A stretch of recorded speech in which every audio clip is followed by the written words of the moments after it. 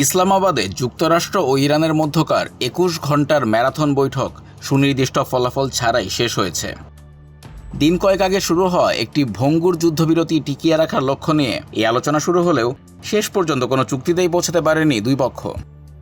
যুক্তরাষ্ট্রের vice president JD Vance বিষয়টিকে দুঃখজনক বলে অভিহিত করে জানিয়েছেন, তাদের দেয়া সেরা এবং চূড়ান্ত প্রস্তাব ইরান গ্রহণ করেনি। বিশ্ব অর্থনীতি এবং জ্বালানি বাজারের বর্তমান অস্থির পরিস্থিতির মধ্যে এই আলোচনার ব্যর্থতা পুরো অঞ্চলের শান্তিকে নতুন করে হুমকির মুখে ফেলে দিল। মূলত ৫টি বড় বাধা বা অমীমাংসিত বিষয়ের কারণে এই শান্তি আলোচনা সফল হতে পারেনি। প্রথমত, পারমাণবিক কর্মসূচি নিয়ে দুই দেশের অবস্থান ছিল একদমই বিপরীতমুখী। যুক্তরাষ্ট্র এবার শুধু ইউরেনিয়াম সমৃদ্ধকরণ বন্ধ নয়, বরং ইরান যেন ভবিষ্যতে কখনোই পারমাণবিক অস্ত্রের পথে না হাঁটে তার একটি স্থায়ী এবং লিখিত প্রতিশ্রুতি বা অ্যাফার্মেটিভ কমিটমেন্ট চেয়েছে। 200-র বেশি সার্ভিস ও ফিচারে লেনদেনের সব বিকাশ অ্যাপে সম্ভব। অন্যদিকে ইরান এটিকে তাদের শান্তিপূর্ণ পারমাণবিক অধিকারের ওপর সরাসরি হস্তক্ষেপ হিসেবে দেখছে। দ্বিতীয়ত, হরমুজ প্রণালী নিয়ে দুপক্ষই কঠোর অবস্থানে রয়েছে। যুক্তরাষ্ট্র চেয়েছিল এই প্রণালীতে ইরানের প্রভাব এবং হস্তক্ষেপের লাগাম টেনে ধরতে।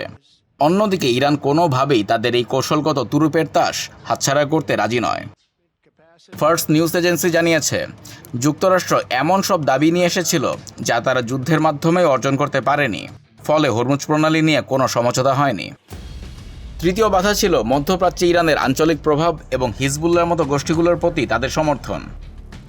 ট্রাম্প প্রশাসন চেয়েছিল ইরান তাদের প্রক্সি বাহিনীগুলোর ওপর থেকে হাত সরিয়ে নিক।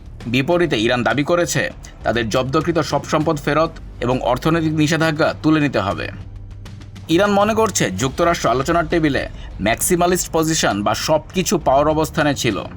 তারা এমন সব শর্ত দিয়েছে যা ইরানকে সামরিক ও রাজনৈতিকভাবে কোণঠাসা করে দেয়। ভ্যান্স এই প্রস্তাবকে যুক্তরাষ্ট্রের সেরা এবং চূড়ান্ত প্রস্তাব হিসেবে বর্ণনা করেছেন, কিন্তু তেহরানের কাছে এটি ছিল একপাক্ষিক এবং অযৌক্তিক। সবশেষে লেবানন সংকট এই আলোচনাকে আরও ঘোলাটে করে তুলেছে।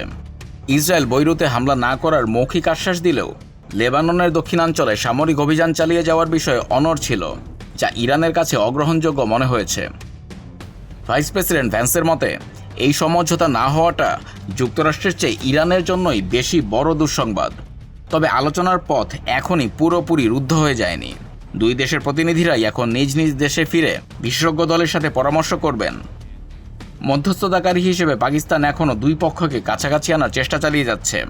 তবে পরবর্তী পদক্ষেপ কী হবে তা এখন নির্ভর করছে তেহরানের চূড়ান্ত সিদ্ধান্তের উপর।